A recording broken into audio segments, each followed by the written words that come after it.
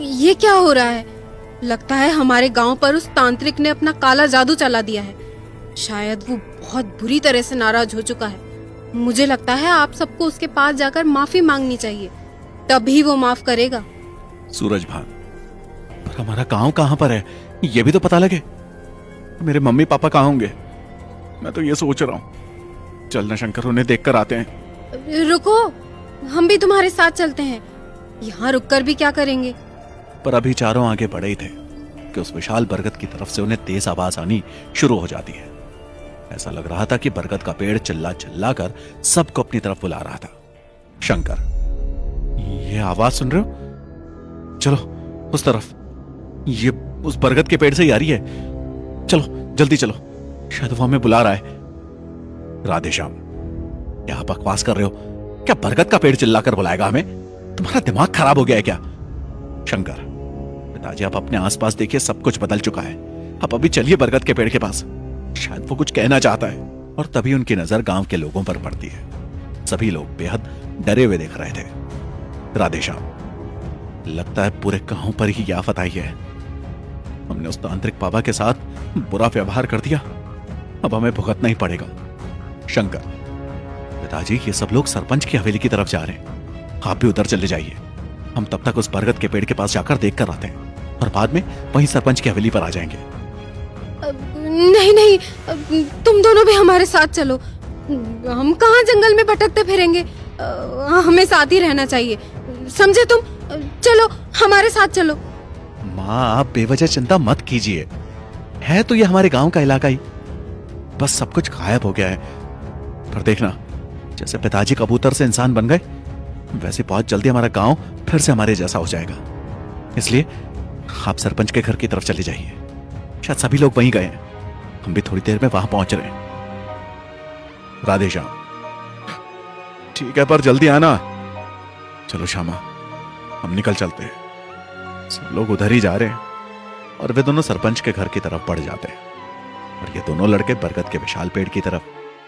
दूसरी तरफ कामरा, गुरुदेव गुरुदेव, बाहर देखे क्या हो गया है? यहां तो सब कुछ गायब होकर जंगल में परिवर्तित हो गया है।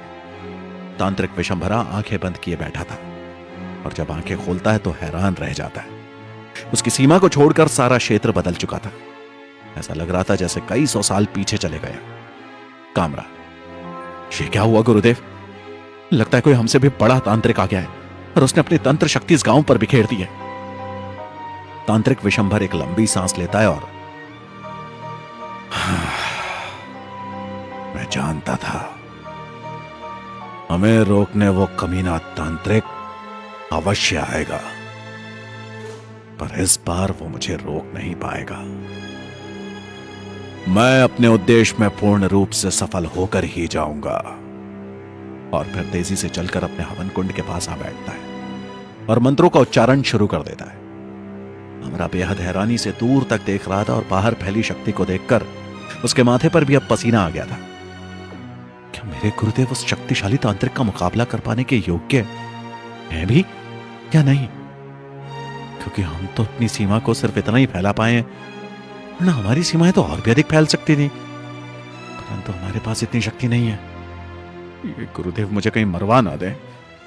तांत्रिक विशंभर जाने कैसे कैसे मंत्रों का उच्चारण करता जा रहा था, जिसके फलस्वरूप उसके हवन कुंड से कई तरह की तरंगें निकलकर हवा में खड़ी हो रही थी और उसके बाद उस तांत्रिक विशंभर के कमंडल में समाती जा रही थी।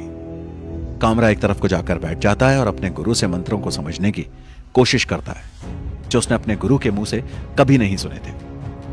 तांत्रिक विशंभर अपना काम कर रहा था कि तभी एक चिंगारी का विस्फोट वहां काली सीमा से जंगल की सीमा टकराने लगी और ऐसा होते वातावरण में चिंगारियां फैल रही थी। ऐसा लग रहा था जैसे दो विपरीत एनर्जीज टकरा रही हो। कामरा घबराहट में, गुरुदेव लगता है हमें यहां से भागना पड़ेगा, वरना हम मारे जाएंगे। देख रहे हैं आप कैसे दूसरी शक्ति हमारी सीमा रेखा को बर्बाद करने की कोशिश कर रही है, और मुझे लगता है हमारी ये सीमा रेखा उस शक्ति को ज्यादा देर तक नहीं रोक पाएगी और ये भी धीरे धीरे उसी शक्ति में तब्दील हो जाएगी। इससे पहले कि हम उस शक्ति की चपेट में आ जाए, हमें यहां से निकलना चाहिए गुरुदेव। पर तांत्रिक विशंभर उसकी बात की तरफ बिल्कुल ध्यान नहीं देता और लगातार मंत्र का उच्चारण करता रहता है। उससे मंत्रों के उच्चारण में अब वेग बढ़ गया था। इनके आसपास के क्षेत्र का वातावरण बेहद ही भयानक होता जा रहा था। आकाश में कोई बादल नहीं था, पर फिर भी बिजली के कड़कने का एहसास हो रहा था, और हर बार कड़कने के बाद उस क्षेत्र में बिजली के गिरने का आभास होने लगा। और इसके बावजूद भी तांत्रिक विशंभर अपनी जगह से बिल्कुल भी हिला नहीं था और लगातार मंत्र का उच्चारण जारी रख रहा था।